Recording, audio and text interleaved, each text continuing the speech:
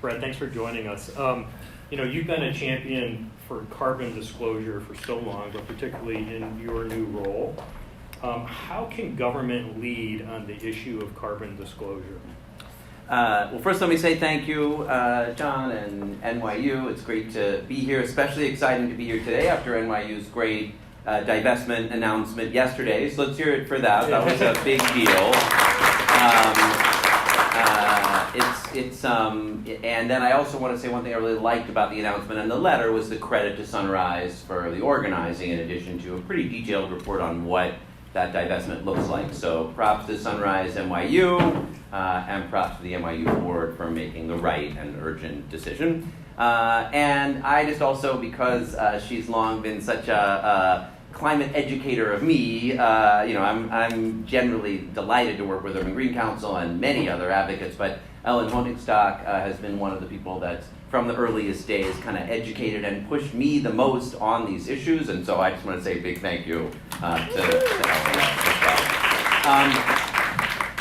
well. There's a lot that government has to do on disclosure. Certainly the most important thing is the SEC finalizing its disclosure rule, and that's now taken a long time. And there's real reason to worry that it's been weakened in that period. I think a year ago at this time, we were pretty optimistic about some elements of Scope 3 emissions being included, and now I assume, like all of you, we're worried that isn't going to happen. And Scope 3 emissions are also known as 70% of emissions, so just covering 30% of emissions is not so great. Obviously that's, the most critical investment disclosure step. But there's, I think there's also a role at a lot of other levels, obviously in a different way. Local Law 97 itself at the buildings emissions level is started with benchmarking, and that's a good reminder that what you need is both, you need disclosure, you need thoughtful and ambitious targets, and then you need a real specific enforceable pathway to hitting those targets while you keep disclosing. And we don't have that feedback in investment in particular. Everyone has the vast majority of investors have made vague, non-specific Paris commitments to net zero, but there is not a uniform standard even for disclosure, and there certainly aren't science-based, specific, enforceable targets for hitting them.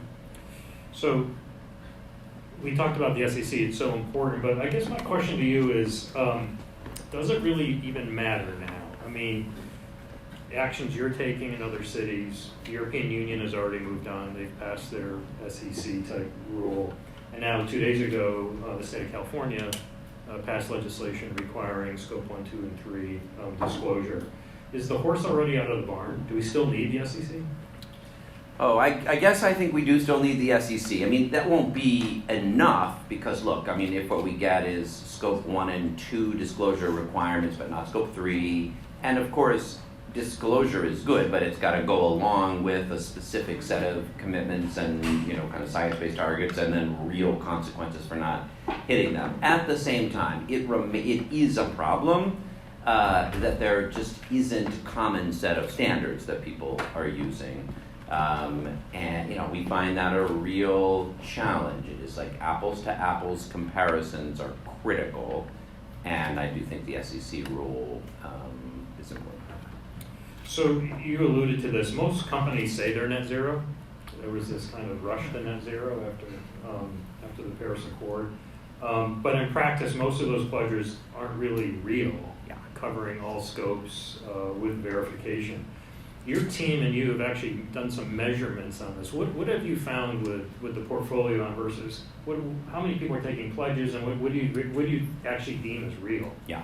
No, this I think is the moment, and a year and a half ago when I started, it was, in some ways just before Republicans had launched this preposterous, phony culture war against ESG. And what I was really concerned about then, and I remain concerned about now, is essentially greenwashing. A lot of companies, a lot of investors, made a non-specific, non-enforceable, non-show your work pledge to net zero by some date far enough in the future that they don't actually feel accountable for it. You know, the CEO doesn't think he or she will be the CEO in 2050. So like, yeah, someone will figure that out, and I don't know, maybe there'll be some carbon capture, and I'm just not actually gonna make a real plan that shows I'm gonna get there, that can be verified through some form of science-based targets, and start reporting year over year against that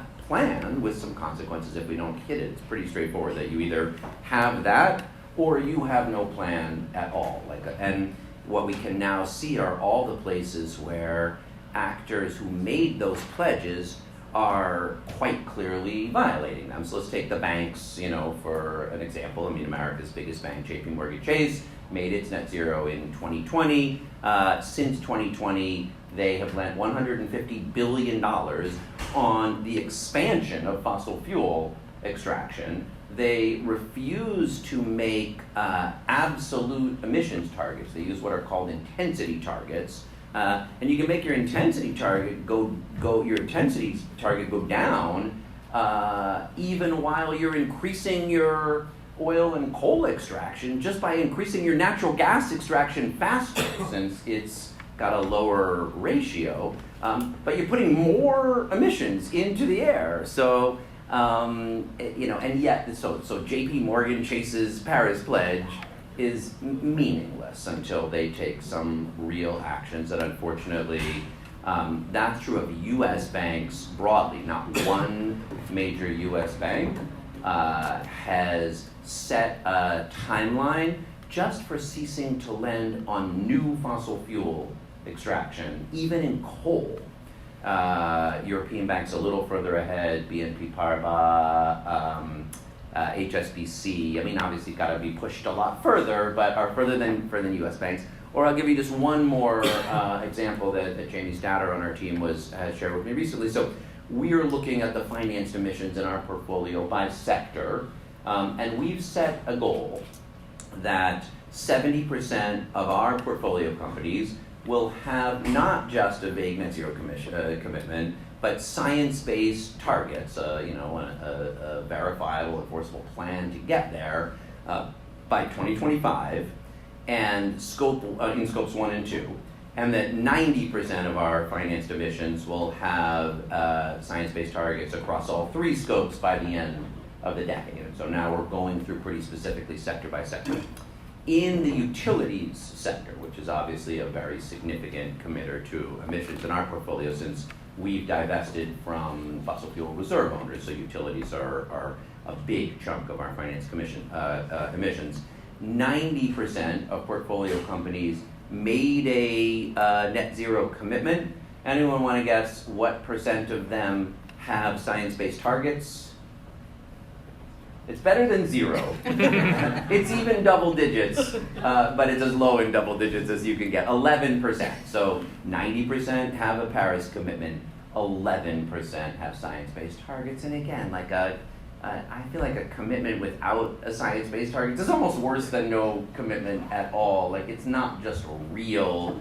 It's as though you don't think anyone, will actually take your word seriously. So that's the gap that we're busy working on closing. And that's also why it's so important to be with people who are working on data and aligned disclosure, because while I think the SEC rule will be good for a commitment on standardizing emissions reporting, standardizing that science-based target setting, standardizing the process for what actually counts as a real, verifiable, you can report on it every year, know if you're achieving it or not, and everyone can explicitly agree you're on path or not. We don't have broad and uniform and shared standards. We, in our plan,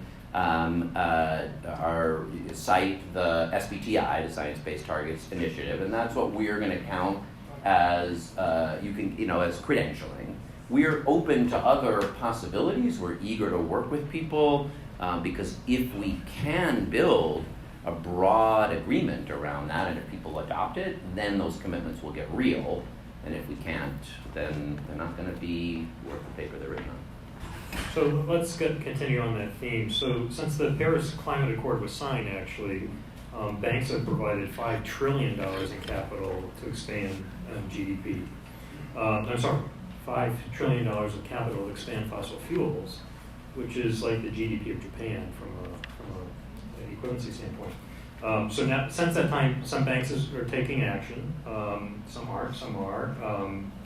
European banks seem to be ahead. We have a European bank on the panel after us. It's going to share some of the cool things they're doing. And they've set absolute emissions targets. I will say that about, of the U.S. banks, J.P. Morgan Chase, Goldman, Morgan Stanley only have these intensity targets. Citi, Wells, and though they're not a U.S. bank, Deutsche Bank do have absolute emissions targets. So that's not the same as a commitment to stop blending on new oil, gas, and coal extraction, but it's a lot better than not doing it, that's for sure. So how do you think Scope 3, so Scope 3 for a bank Everything.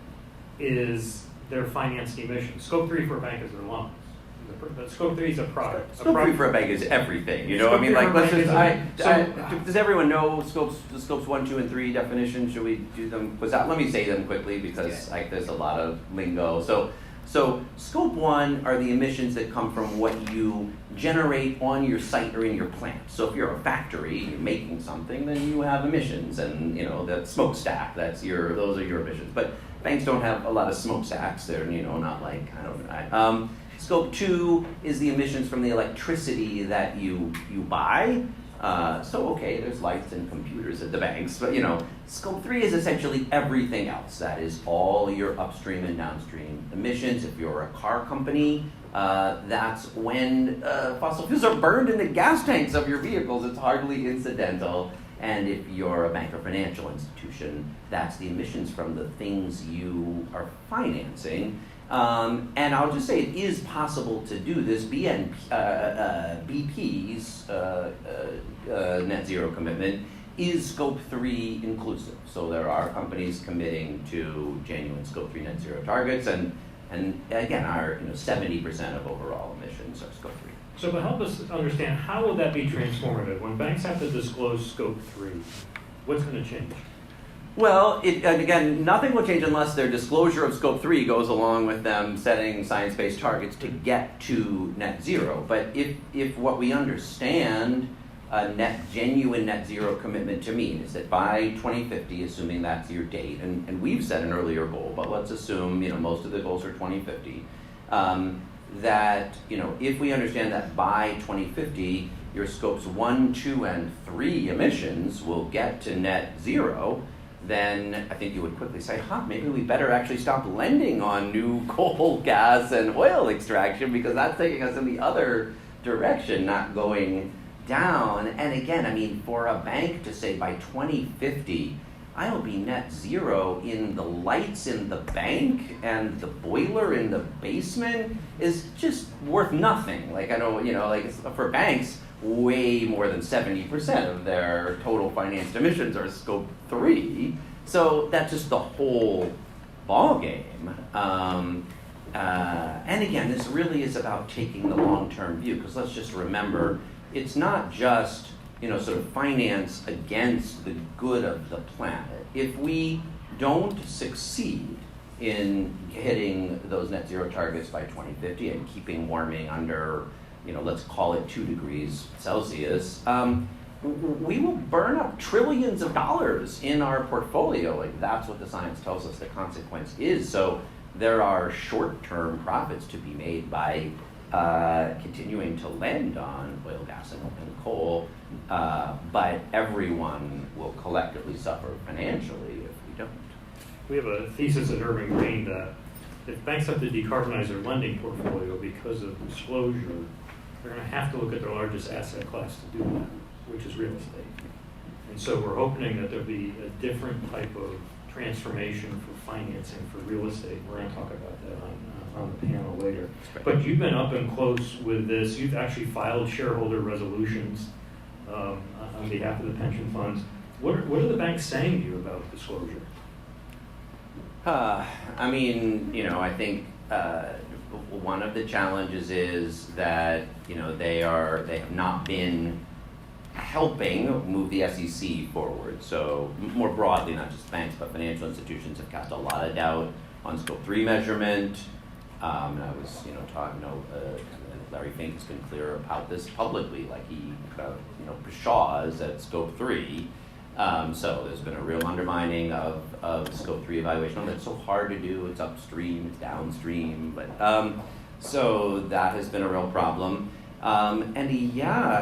This year, unfortunately, the vast majority of the shareholder resolutions, including ours, including Sierra Club's, were opposed by the bank, by all the banks we filed them at, and they didn't do very well. They only got 11-12% of investor votes. And I think they're pointing to all of the climate solutions loans and investments. And I'm thrilled with all of the climate solutions loans and investments. We've committed to dramatically to grow our climate solutions investments to $50 billion over the next decade. It's great that the IRA is juicing those investments. It's great that there's so many opportunities. So there's a lot of pointing at that. Like, look at all the climate solutions investing we're doing, which is wonderful. And the fact that the price of renewables has come down so much so that in most of the world now, the cheapest way to produce new power is renewably is fantastic. But if what we do is consume lots and lots of newly cheap renewable power and all of the fossil fuel generated power that we're already producing because there's no drawdown plan, we will blow past, we'll probably blow past 2.7 or 3 degrees. So we have to prevent that from happening. So the banks pointed their climate solutions investments. I think there's a certain amount of kind of magical thinking about carbon capture. Somehow like that genie will like emerge from the box and just help me from having to actually take the hard but clear steps. So we talked about banks. What about other investment sectors that you look at? What is the receptivity to disclosure in other sectors? Yeah. I mean, this is where receptivity. When the SEC says everyone has to disclose, everyone will disclose. And until the SEC makes the rule, everyone will tell you how hard it is. That's just the nature of regulation. Regulated entities don't want to be regulated, and then when the regulations exist, the vast majority of people comply. And I think that's what you're seeing in private equity, in public equities, in financial institutions, pretty much across the board. And just remind us again the requirements you're placing on the investments that you're doing. Yeah. So we put out earlier this year in the spring what I think are the most ambitious net zero implementation plans for there's 5 pension funds, and 3 of them, NYCers, teachers, and the Board of Education, unfortunately not yet, including the firefighters and police officers funds, made these we had made a vague commitment like everyone else to net zero, but now we put out an implementation plan to make it really clear. So one is disclosure, starting immediately at scopes 1, 2, and 3 annually, with interim targets and annual disclosure against them. 2, most of our portfolios managed by asset managers from the world's biggest, BlackRock, but including also many private equity, real estate, private credit, foreign equity asset managers. And we've said for all of them, we want their commitment in getting to 70% of our financed emissions with scope 1 and 2 targets by 2025, and 90% of our financed emissions with scope 1, 2, and 3 verifiable science-based targets by 2030. All of our managers, starting next year, to themselves have a decarbonization plan that's essentially consistent with those goals and targets, as well as then, as I mentioned, a big increase in climate solutions investments, growing those to $50 billion. Our portfolio is currently $257 billion, and it's about $6 billion of our current investments are climate solutions. And then those 3 funds had divested their fossil fuel reserve owners. That vote had taken place a couple of years ago, and we completed it last year. We are now implementing something comparable in private markets, in private equity and real estate, so that was just implemented. And then we've been clear, and I think this is one area where, having done some divestment, really helps, because we're going to do engagement first. We're going to go to our largest financed emitters, whether that's a utility company or a construction company, and say, okay, here's our timeline. Where are your science-based targets? Show us you've set them, and show us you're following them, and that's great. That's what we want to happen. If you'll engage with us, that's what real-world decarbonization looks like, is changing your operations, moving forward toward a real net zero plan. But let's be clear, if you won't engage with us, if you won't set science-based targets, if you won't disclose how you're hitting them, there will come a point where we can't continue to invest with this manager or in this portfolio company, and the fact that we have done divestment before shows we're serious. So I want to wrap up with a question on Local Law 97, because that's going to be the remainder of our discussion of our program today. A big week yesterday. The Department of Buildings released the next round of implementing regulations for Local Law 97, so it's on everybody's mind. Yeah. But back to this conversation, what do you think the role of finance is in responding to Local Law 97? Yeah, this is a big and important question, and I will confess I have not yet had time to go through the 50 pages of rules that were released yesterday and compare them to the report we released a couple of months ago. So there's a rules hearing in October, and by then I'll be ready to really go through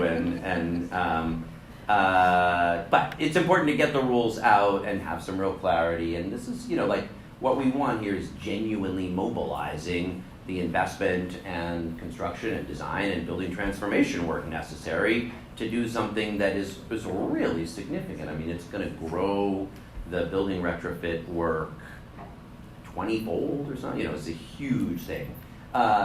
Getting the investment to do it is obviously essential, and many of those steps do pay for themselves, and therefore there will be finance capital available, but many of those steps won't sufficiently pay for themselves because they just don't necessarily reduce your overall costs if you've got to swap out your boiler. There's just a range of ways where, especially on those costs. So we need to bring some additional capital in, and that can come from a range of places. That can come from the PSC, who will be adjusting their systems benefit charge, and there's work to do to make sure a good chunk of that money can go for this. That can be from the IRA, which contains some pots of money that I think could be used for this purpose.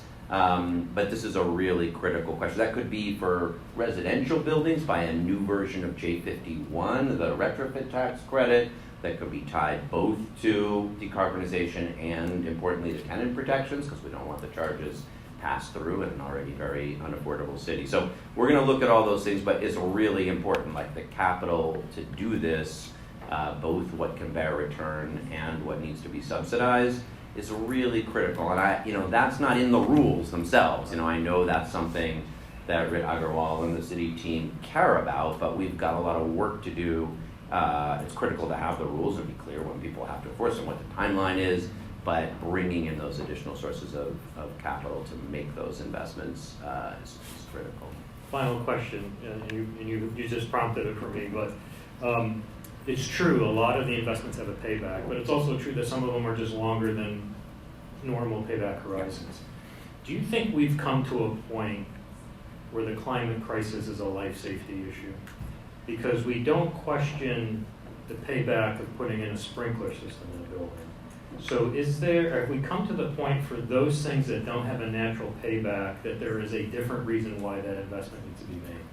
Well, yes. I mean, this is sort of like what I said about the difference between how great it is people are scaling up their climate solutions investments. Those places people can make money are wonderful, and that's great, and we want to encourage it. But we have to draw down fossil fuels, even if burning them would make more money, because in the end. So, and absolutely the same is true here. Look, in just look at the planet. There's, in the heat wave, the places where we are seeing increased climate deaths and know that they're going to increase every year, absolutely, it's a climate emergency. At the same time, it doesn't work to enforce a rule that people can't afford to do without a plan for enabling it to happen. That's just kind of the reality. We won't work by fiat to say, not only do you have to do the things that will have payback, you must do the things that won't. even though you can't afford them, and we're not going to help you afford them. So that is, now, how do you determine who gets the subsidy and who will be expected to do it on their own dime? That's the critical next step of work. And there's just no way around the city being very strenuously involved in it. Great. Well, I wish we had another 3 hours with you, but we'll have to leave it there. Ladies and gentlemen, the Comptroller Lander.